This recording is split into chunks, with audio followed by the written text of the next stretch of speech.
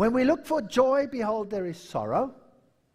When we expect peace, we frequently have distrust and doubt because we find ourselves plunged into trial we cannot avoid. In these trials, we are having the answers to our prayers.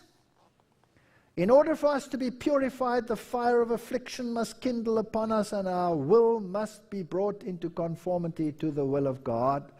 In order to be conformed to the image of our Savior, we pass through the most painful process of refining. I believe we are in the final strait.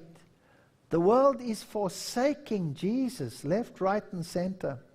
No matter how they do it, they may invoke his name, they may sing praises to him, but they are doing it by getting rid of his character, his law, and getting rid of his divinity, and trampling upon every precept of his word. They may view us in the wrong light, they may think us in error, that we are deceived and degrading ourselves because we follow the dictates of enlightened conscience in seeking for the truth as for hidden treasure. The psalmist says, "Examine me, O Lord, and prove me." The Lord in his providence bring men where he can test their moral powers and reveal their motives of actions, that they may improve what is right in themselves and put away that which is wrong. God would have his servants become acquainted with the moral machinery of their hearts. Now we need men of moral character, women of stature and morality to stand up and to say, Jesus Christ, the Savior of the world. Genesis 15:1, after these things the word of the Lord came unto Abraham in vision, saying, Fear not, Abraham, I am thy shield and thy exceeding great reward. What a promise. We have nothing to fear. Stand up. What happened when the disciples preached in the name of Jesus? They were taken captive, they were given a good beating, and they went off rejoicing, preaching in the name of Jesus. Be strong and of good courage, says Deuteronomy. Fear not, nor be afraid of them, for the Lord thy God, he it is that does go with thee. He will not fail thee, nor forsake thee. Here's a promise. Look, but even the very hairs of your head are all numbered. Fear not, therefore, ye are of more value than many sparrows.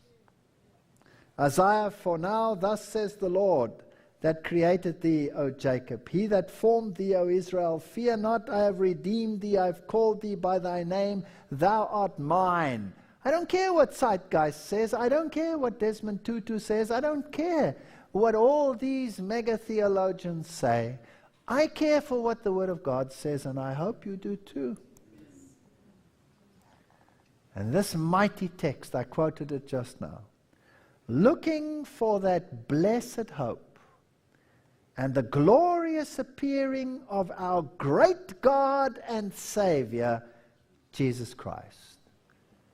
This is grammatically a genitive, kai construction. Now what does that mean? A genitive, kai construction is that the two aspects are linked immovably.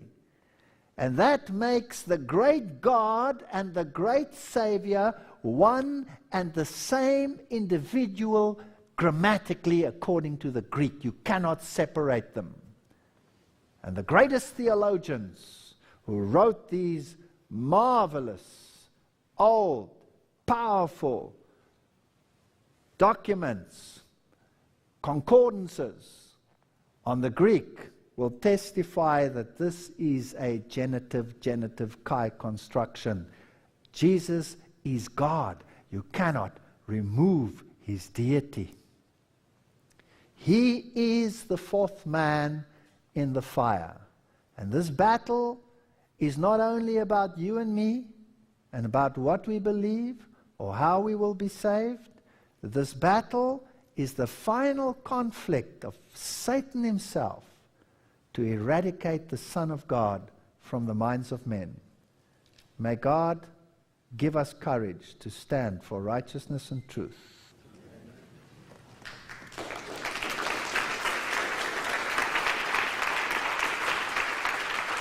Thank you.